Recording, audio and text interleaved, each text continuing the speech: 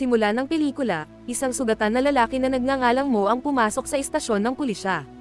Tinanong siya ng opisyal tungkol sa nangyari, at sumagot siya na may napatay siyang tao. Ikinagulat ito ng mga opisyal, at mabilis nila siyang inaresto.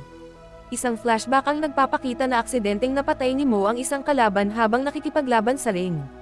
Madali sanang nakatakas si Mo para maiwasan ang parusa, ngunit dahil isa siyang tapat na lalaki, nagpa siyang sumuko. Kasunod nito, mabilis na lumipas ang 3 taon. Isang babaeng detective na nagngangalang Locke ang dumating sa pinangyarihan ng krimen kung saan pinatay ang isang lalaki. Di nagtagal, nalaman niya na ang biktima ay isang profesional na boksingero na may ugali na makipag-away.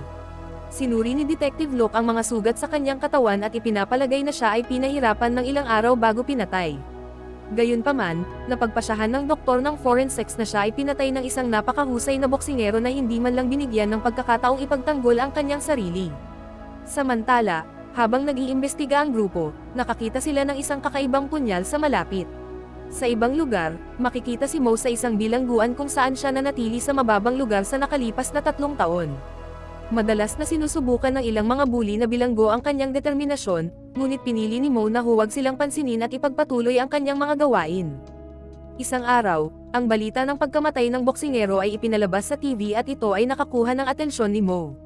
Habang nanonood siya ng balita, tila nagulat siya, na parang kilala niya ang biktima. Kasunod nito, sumugod siya sa gwardya at hiniling na ipatawag si Detective Locke. Inamin pa niya na mayroon siyang impormasyon tungkol sa pagpatay sa boksingero, ngunit nakalulungkot, kinutya lang siya ng gwardya at pinaalis. Dahil wala nang ibang pagpipilian, bumalik si Mo sa karahasan sa pagtatangkang akitin si Detective Locke.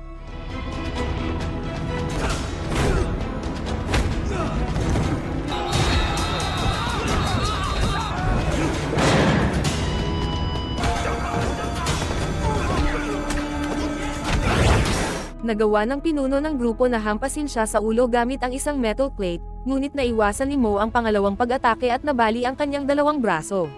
Napilitan ng isang grupo ng mga pulis na makialam at ikulong sila. Kalaunan, naghinala ang warden ng bilangguan sa mga kilos ni Mo, dahil alam niyang hindi ito marahas.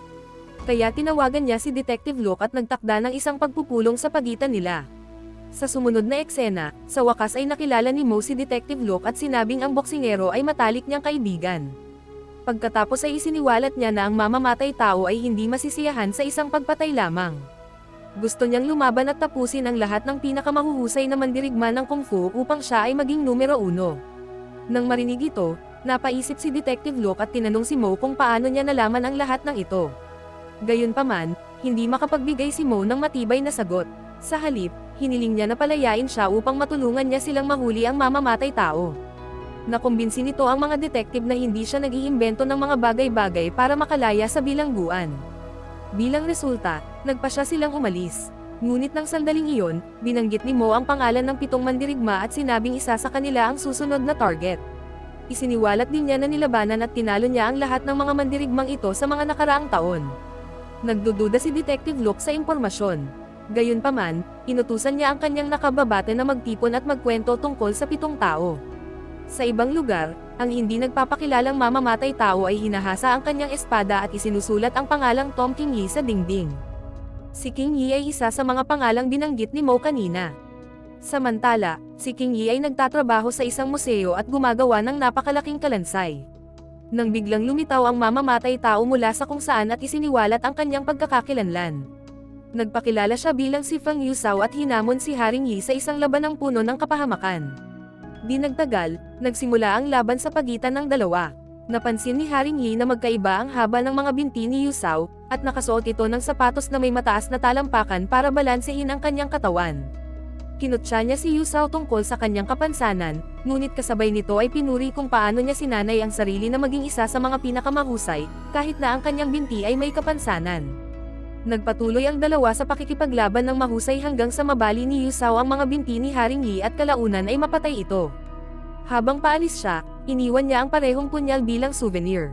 Sa kabilang banda, iniimbestigahan ng mga opisyal sa istasyon ng pulisya ang 7 pangalan, at natuklasan na lahat sila ay may iba't ibang trabaho at nakatira sa iba't ibang lugar, ngunit sila ang pinakamahuhusay sa kani-kanilang larangan.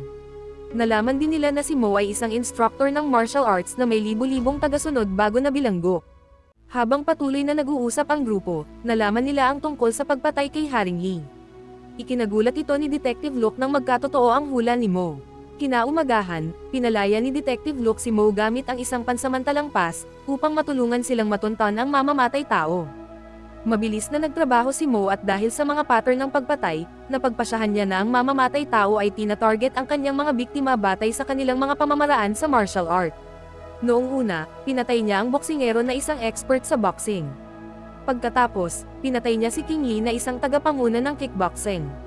Dahil dito, napagpasyahan ni Mo na ang susunod na biktima ng mamamatay tao ay si Wang Chi, isang expert sa grappling.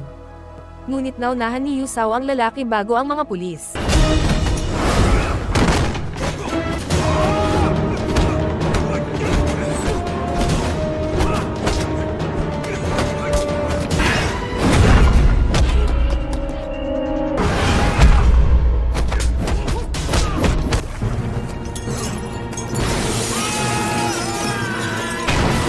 Pagdating ng mga pulis sa lugar, nakita nila ang katawan ng wrestler na itinapon mula sa isang bintana.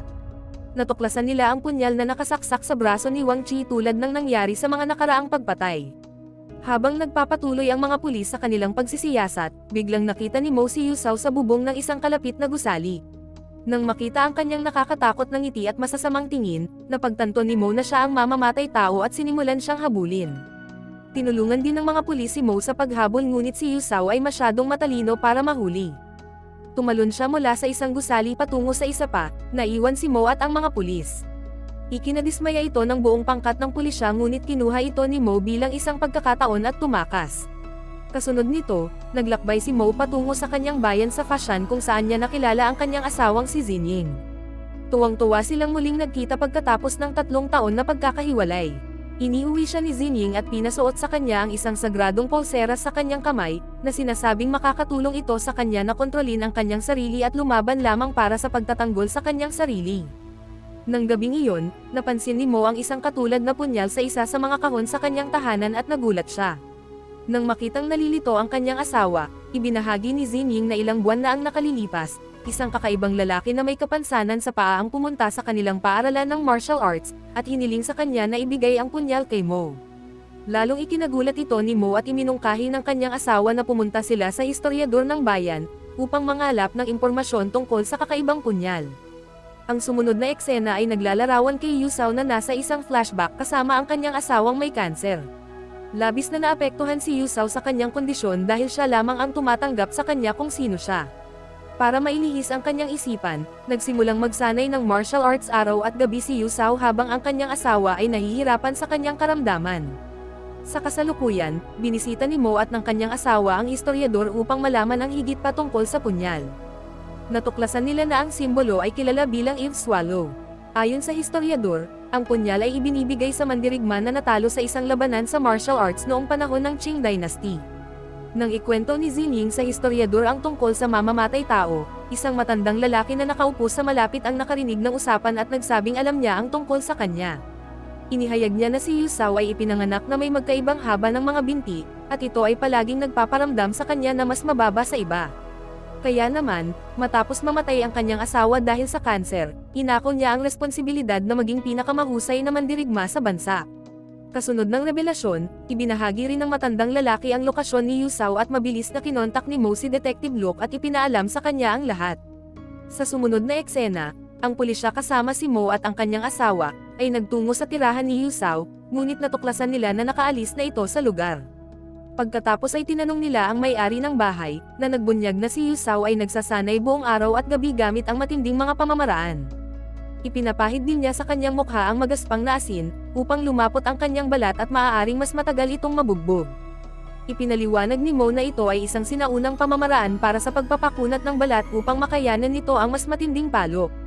Kasunod nito, natuklasan ng pulisya ang mga salitang nakapagpapasigla sa dingding, na nagpapahiwatig na nais ni Yu Zhao na labanan ang lahat ng nangungunang expert sa martial arts at talunin sila isa-isa.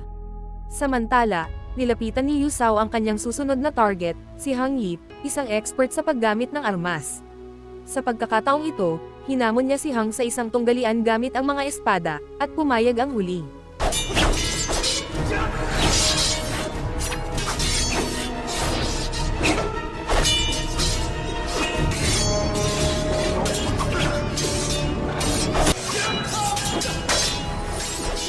Pagkatapos ng mahaba at matinding laban, hiniwa ni Yusao ang leeg ng lalaki at pinatay ito. Pagkatapos ay lumayo siya, ngunit iniwan doon ang kanyang signature dagger. Matapos malaman ang tungkol sa isa na namang pagpatay, pinilit ng superior ni Detective Luke na isara ang kaso sa lalong madaling panahon. Dahil sa stress, hinimok niya si Mo na gawin din iyon, ngunit tila may itinatago siya sa kanila. Isang flashback ang nagpapakita na noong nasa bilangguan si Mo, nakatanggap siya ng sulat mula kay Yusao isang araw. Hindi maintindihan ni Mo ang kahulugan ng sulat ng araw na iyon, ngunit ngayon ay napagtanto niya na siya na ang huling taong nais labanan ni Yusao. Sinimulan din ni Detective Luke na paghinalaan si Mo at hiningi sa bilangguan ang CCTV footage ng bawat pakikipagkita niya sa isang tagalabas. Sa gabi, mag-isa na nakaupo si Mo sa kanyang silid nang maalala niya ang araw bago maganap ang unang pagpatay. Nagpadala si Yusao sa kanya ng isang sulat na humihiling sa kanya na manood ng balita. Kinabukasan, natagpuan ng pulisya ang kasalukuyang lokasyon ni Yusao at nagpadala ng isang SWAT team dito. Nang ipahiwatig ng SWAT team na wala ng laman ang lugar, pumasok si Detective Luke at ang iba pang mga opisyal sa bahay. Hinalugog nila ang buong lugar ngunit bigo sila na makakuha ng ebidensya. Bilang resulta, nagpa siya ang buong team na umalis, ngunit ng sandaling iyon, natagpuan nila ang abo ng asawa ni Yusao sa isang urna. Nalaman din nila na malapit na ang kaarawan niya, na nangangahulugang tiyak na babalik siya sa lalong madaling panahon. Pagkatapos ay inutusan ni Detective Luke ang mga opisyal na mag-redeploy at manatiling nakatago hanggang sa bumalik si Yusao. Gaya ng inaasahan, umuwi si Yusao sakay ng bangka kinabukasan. Pagkatapos ay dinala tayo sa isang flashback kung saan nakaupo si Yusao sa tabi ng kanyang may sakit na asawa. Ang kanyang kondisyon ay naging napakalala, na hindi na niya maigalaw ng maayos ang kanyang mga kamay. Hindi na matiis ni Yusao na makita siyang nahihirapan, kaya pinatay niya ito sa pamamagitan ng pagsakal sa leeg nito gamit ang kanyang sariling mga kamay. Balik sa kasalukuyan, napansin siya ng mga pulis at hinintay siyang lumapit. Sa kasamaang palad, napansin ni Yusao ang mga asong bantay sa kapitbahayan at napagtanto niyang may mali. Bilang resulta, pinaikot niya ang bangka at mabilis na tumakas mula sa pinangyarihan. Sa sumunod na eksena, iniimbestigahan ng isang opisyal sa istasyon ng pulisya ang kuha ng CCTV, at natuklasan na dumating si Yusao sa bilangguan upang salubungin si Mo. Mabilis na ipinaalam ng opisyal kay Luke ang senaryo at hiniling na arestuhin agad si Mo. Pagkatapos ay itinutok ni Luke ang baril kay Mo, sa paniniwalang siya at si Yusao ay nagtutulungan upang maisagawa ang mga pagpatay. Gayunpaman, inagaw ni Mo ang sandata mula sa pagkakahawak ni Luke at tumakas upang habulin si Yusao. Samantala, si Xinying ay mag-isang nagtungo upang hanapin si Yusao. Pagkaraan ng ilang sandali, natuklasan niya si Yusao sa loob ng bahay at kinomprante ito tungkol sa mga pagpatay. Ipinakita ni Xinying sa kanya ang abo ng kanyang asawa at nangakong ipagpapalit ito kapalit ng buhay ng kanyang asawa. Gayunpaman, sinabi ni Yusao na mas magiging determinado si Mo kung papatayin niya ito. Nag-away sila at si Xinying, na isa ring bihasang mandirigma, ay nagbigay sa kanya ng matinding kompetisyon.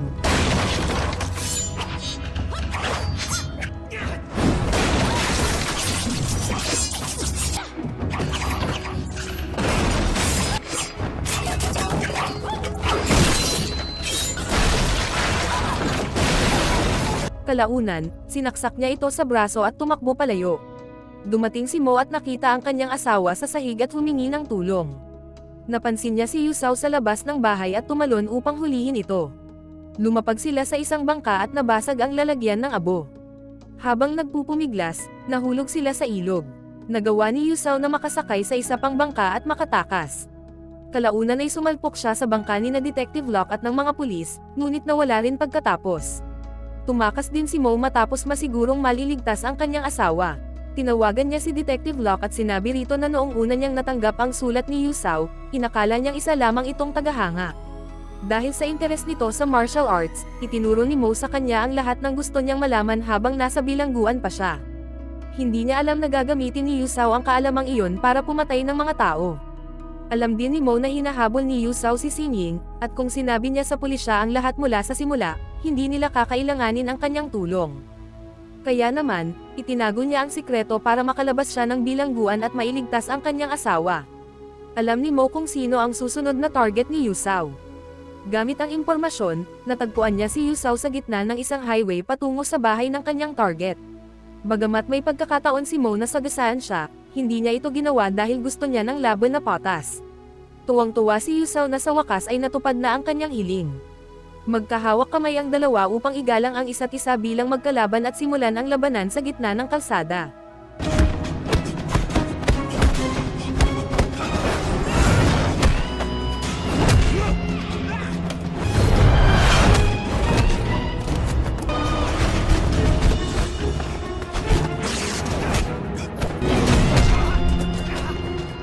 Di nagtagal, nakakuha ang dalawa ng mga patpat na kawayan at nagsimulang maglaban gamit ang mga ito. Biglang sumabot ang damit ni Mo sa isang truck, dahilan para siya ay makaladkad. Dahil dito ay bumagsak si Mo, at sinamantala ito ni Yusao, hinatak siya papunta sa kabilang kalsada. Papatayin na sana niya si Mo, ngunit dumating si Detective Luke sa pinangyarihan at binaril siya hanggang sa mamatay. Kasunod nito, mabilis siyang tumawag ng ambulansya, at dinala si Mo sa ospital. Lumipas ang 3 buwan, at muling nasa parehong bilangguan si Mo. Isang araw, nilapitan siya ni Detective Luke at ipinaalam na malapit na siyang makalaya. Natapos ang pelikula habang kumukuha ng mga litrato sina Mo at ang kanyang asawa kasama ang ilang mga estudyante mula sa kanilang paaralan ng martial arts. Maraming salamat po sa inyong panonood, at mag-subscribe para sa higit pang mga video na tulad nito, i-on ang mga notification, at mag-iwan ng like para makatulong sa aking munting channel.